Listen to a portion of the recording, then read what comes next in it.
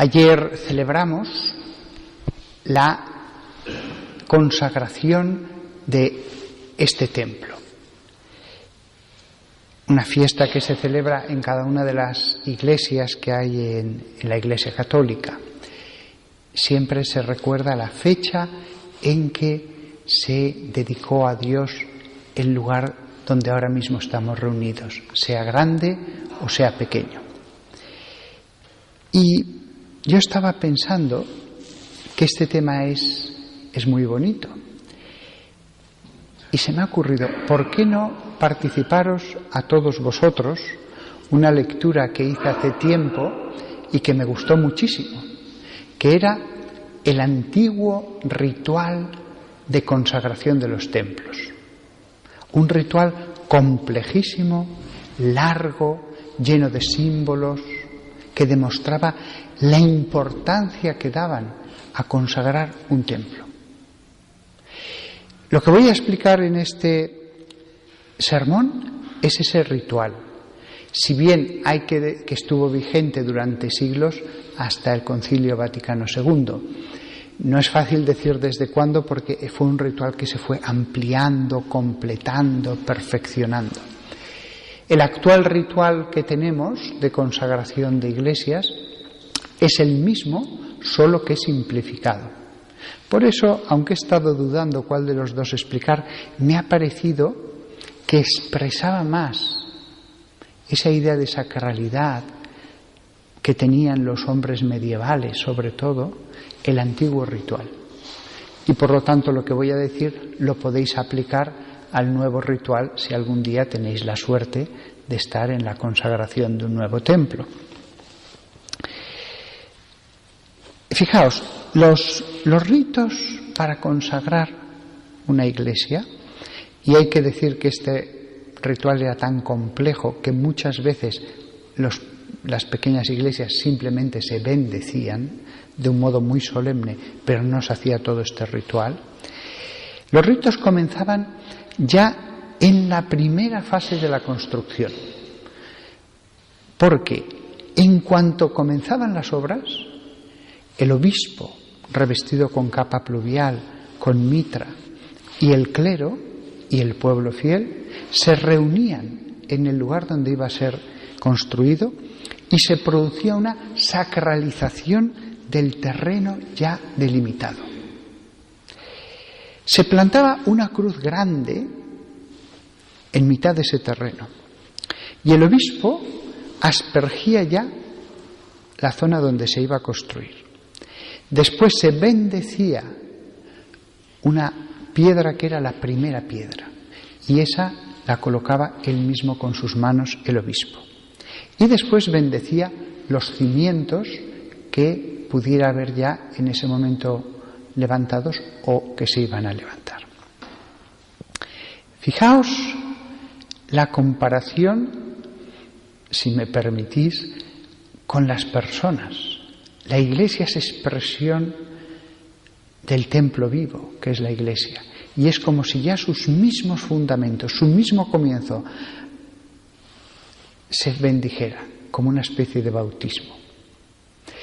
Después, una vez construido el templo, ya entero o sustancialmente, porque había veces en esas inmensas catedrales medievales que cuando se acababa la nave central o el presbiterio y un poquito más, se tapiaba esa parte y ya se consagraba, aunque después el resto del templo se tardara una generación entera en acabarlo.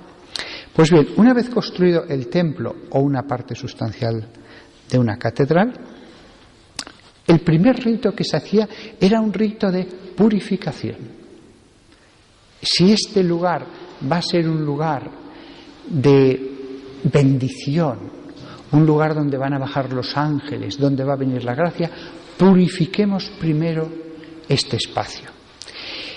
Y los primeros ritos eran que el obispo y todo el clero iban en procesión alrededor de la iglesia aspergiendo los muros por fuera y el terreno exterior.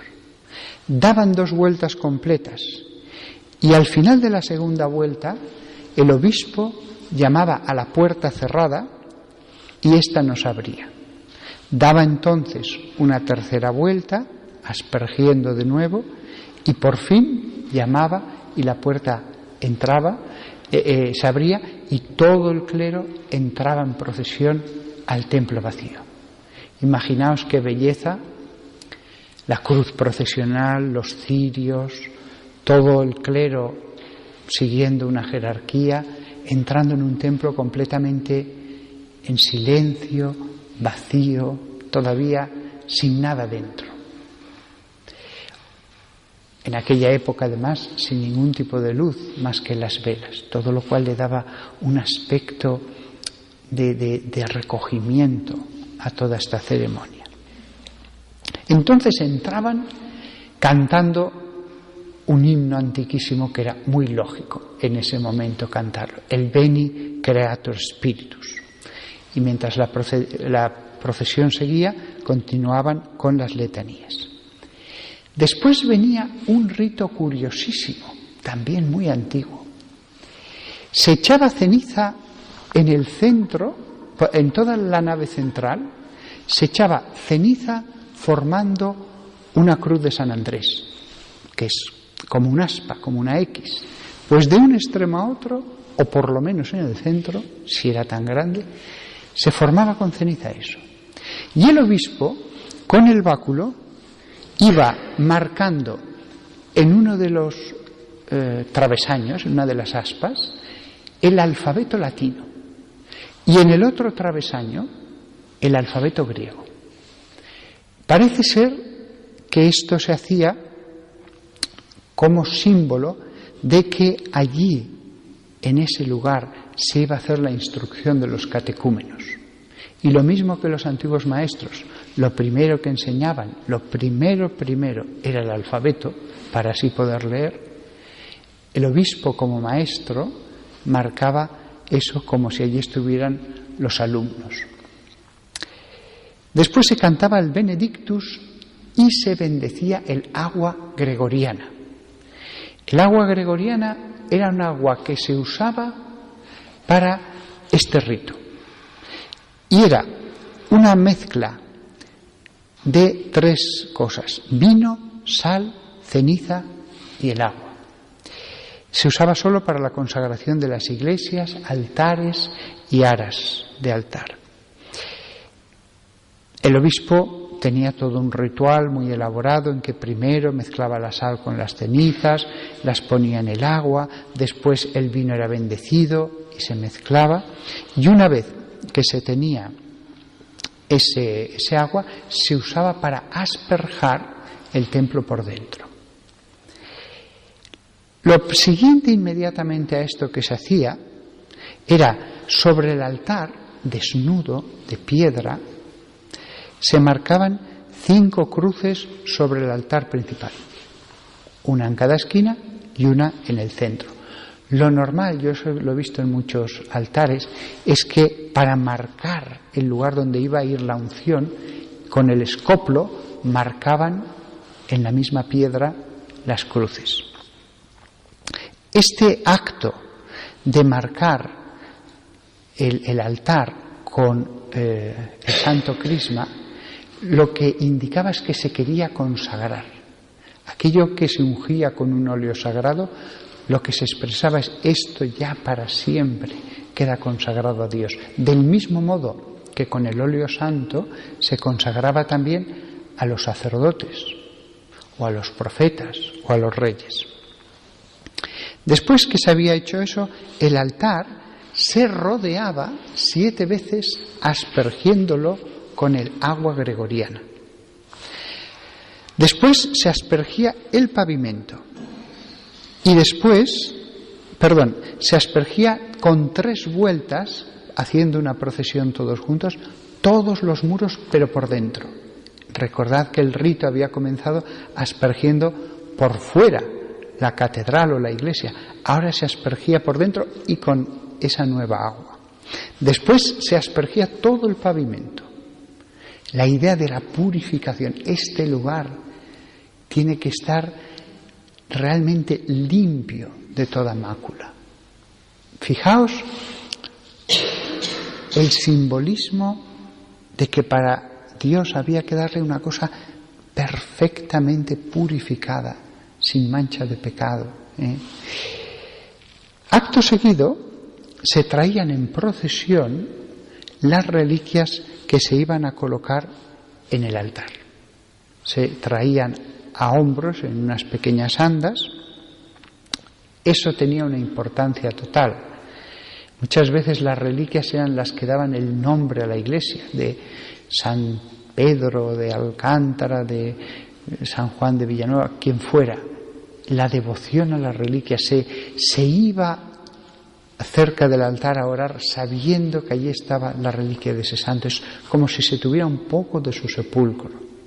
Yo todavía he visto en alguna abadía benedictina como por la noche, después de completas, iba los monjes personalmente como devoción a los altares a rezar a un santo determinado, al que le tenían devoción. Las reliquias se colocaban en una pequeña oquedad que se había hecho en la misma piedra del altar, y en ese lugar donde se iban a colocar se realizaban 4 unciones. Después el obispo colocaba la reliquia y él mismo ponía la cal con la que ya se clausuraba la losa para siempre. Las reliquias del altar no se sacaban ni se metían, era como el sepulcro de un santo. Él mismo clausuraba ya para siempre esa losa y acto seguido se producía la unción del altar. De nuevo se hacían cruces, etc.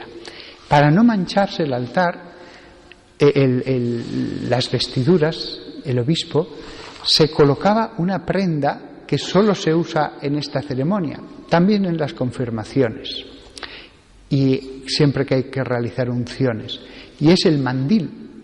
Existe un mandil litúrgico, yo los he visto más simples o muy bellos, hechos con telas muy bonitas, con dibujos, etcétera, y es la única ceremonia en que el obispo se pone un mandil, porque al acercarse al altar es fácil que se manche con los óleos que está usando, y de la casulla es muy difícil, por no decir casi imposible, sacar después una mancha de aceite. Precisamente eso es lo que expresa el aceite. El aceite deja una marca indeleble, aunque le eches jabón, etcétera, de una casulla no se va a ir. Se unge el altar, como quiere decir, queda ya consagrado para siempre, esto nadie lo podrá sacar. También en esta ceremonia de la unción el obispo se puede colocar manguitos, que es una prenda que pues tiene por lo menos un palmo y que ayuda a recoger la manga del alba y así que no se manche al hacer las unciones. Acto seguido, que ya está ungido el altar, se incensaba.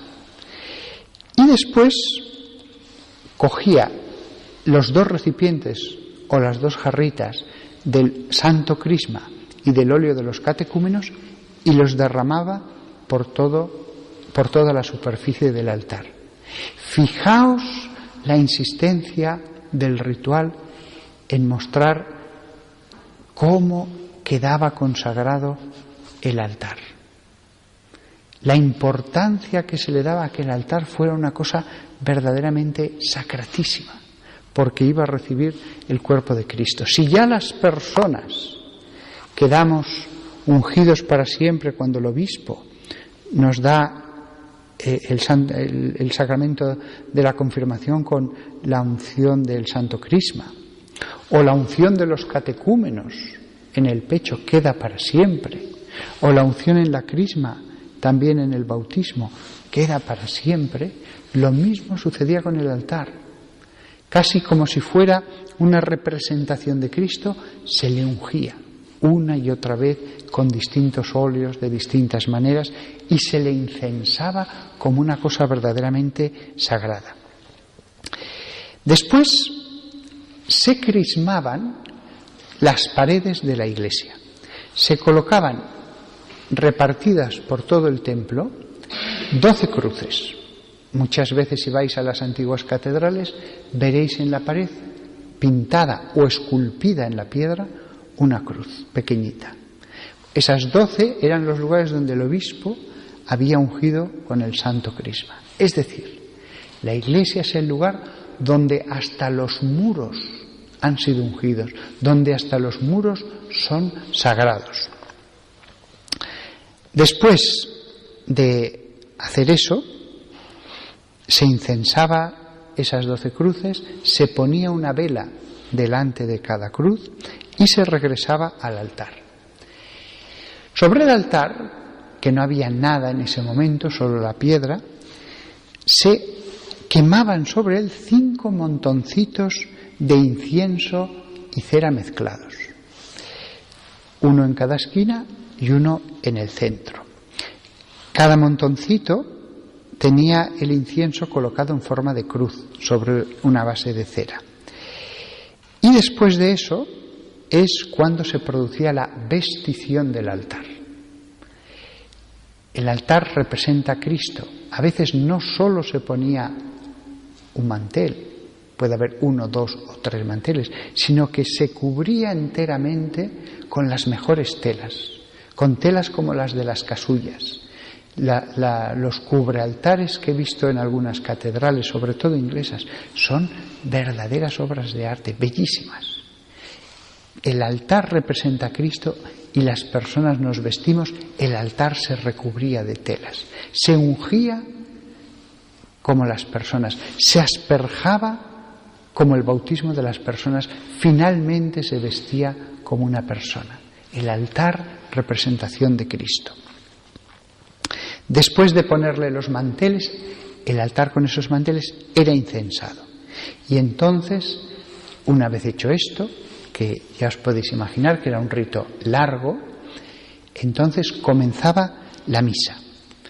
En esa época no existía la concelebración, con lo cual el obispo u otro sacerdote celebraba la misa en el altar y el resto del clero en el presbiterio. Había asientos, el clero siempre estaba en el presbiterio, se sentaba a asistir al sacrificio de la misa. Ese era el último acto, digámoslo así, de consagración de ese lugar. Y con esto ya acababa todo este rito. Yo he dicho esto porque de verdad, qué bello era participar en una de esas ceremonias y tranquilamente ir haciendo cada uno de los pasos, todo el mundo orando, todas esas oraciones impregnando ese lugar. Cuando una iglesia es bella, se mantiene el silencio, la iluminación es perfecta y ha sido consagrada, no es de extrañar que las personas entren y sientan una paz, unas ganas de orar, etc. Eso me lo han dicho personas, me acuerdo de una que me decía, yo nunca iba a misa, yo no rezaba. No le voy a decir que no tenía fe, pero lo cierto es que como si no la tuviera. Y un día tuve que ir a una iglesia, no me acuerdo ahora por qué razón, tuvo que entrar y desde que entró le invadió unas ganas de amar a Dios, al prójimo, de quedarse allí. No, el tiempo era como si ya se hubiera detenido. Eso me lo han dicho en mayor medida o en menor, porque cada persona es distinta, muchas personas. Verdaderamente un templo es un lugar de gracia. Es un lugar donde moran los habitantes del cielo. Es el lugar donde está Jesucristo. Es el lugar donde se van a celebrar los misterios sagrados. Es como si tuviera lugar sobre el altar, en cierto modo, en la misa, la encarnación, el nacimiento, la pasión de Cristo, su resurrección, su ascensión al cielo. Por eso los templos deben ser cuidados de un modo máximo. Eso lo vemos en las catedrales románicas, góticas, el amor que se hace piedra, que se hace arquitectura, que diseña unos espacios que incluso a los ateos les fascinan. Hay puentes, hay castillos, hay muchas cosas. Hay edificios civiles que nos han quedado de la Edad Media, pero nada es comparable a las catedrales. Incluso una pequeña ermita en mitad del campo, pequeñita, a veces es de una perfección en sus volúmenes, en sus espacios, que efectivamente es cierto, dan ganas de sentarse y orar. Pues todos vosotros, viviendo como vivís en España, probablemente veréis más catedrales a lo largo de vuestra vida, en excursiones, en viajes. Yo os animo a que veáis lo espiritual, a que no os quedéis solamente en el aspecto artístico. Las catedrales son verdaderos himnos en piedra de glorificación a Dios y nos podemos meter en ellos y orar. Las catedrales, como las iglesias pequeñas, enseguida se ve el amor, el detalle con que fueron hechas. Insisto que hay iglesias pequeñitas que son un primor, porque no siempre la cuestión es el tamaño ni que haya muchas capillas.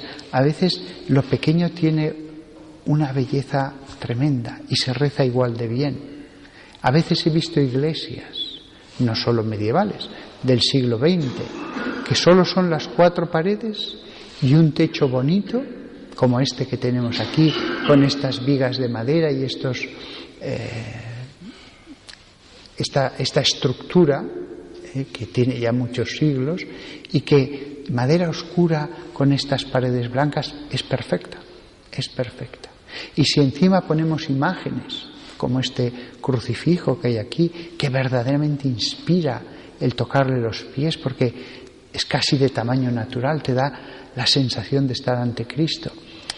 Realmente no necesitamos tampoco una catedral. Con un pequeño espacio donde concentrarnos en la oración es suficiente. Y una vez que se ha consagrado una iglesia, cuánta gloria se da en esa iglesia. Cuánta gloria. Cuántos miles y miles y miles de personas, generación tras generación, recibirán gracias allí, saldrán transformadas. Las misas que se celebran, las novenas, los viacrucis, los rosarios, la oración personal. Yo que suelo ser el último en rezar, ¿cuántas personas he visto en los últimos años que se quedan hasta el final? Personas que estaban de paso por Alcalá solo unos meses, pero allí estaban orando con todo fervor. Solo Dios conoce lo que ocurre entre estas 4 paredes, que es un misterio del amor de Dios y del amor del hombre que corresponde a Dios.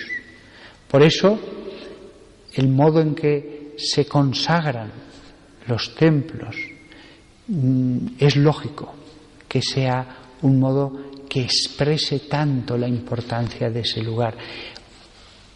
Un ritual en el que en definitiva se le pide una y otra vez a Dios que proteja ese sitio, que envíe gracias a ese sitio, que envíe a sus ángeles, a sus santos, que la Virgen María proteja con su manto ese lugar.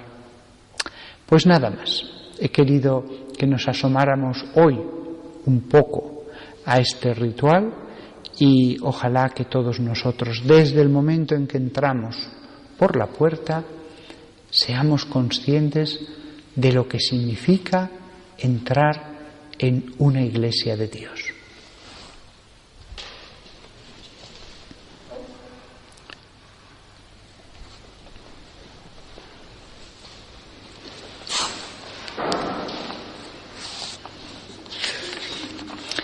Creo en Dios, Padre Todopoderoso, Creador del cielo y de la tierra. Creo en Jesucristo, su único Hijo, nuestro Señor, que fue concebido por obra y gracia del Espíritu Santo. Nació de Santa María Virgen, padeció bajo el poder de Poncio Pilato, fue crucificado, muerto y sepultado, descendió a los infiernos, Al tercer día resucitó de entre los muertos, subió a los cielos y está sentado a la derecha de Dios Padre Todopoderoso. Y ha de venir a juzgar a vivos y muertos. Creo en el Espíritu Santo, la Santa Iglesia Católica, la comunión de los santos, el perdón de los pecados, la resurrección de la carne y la vida eterna. Amén. En comunión con tantos hermanos nuestros que nos han precedido, con la señal de la fe y gozan ya de la claridad de Dios, oremos al Padre. Por la Iglesia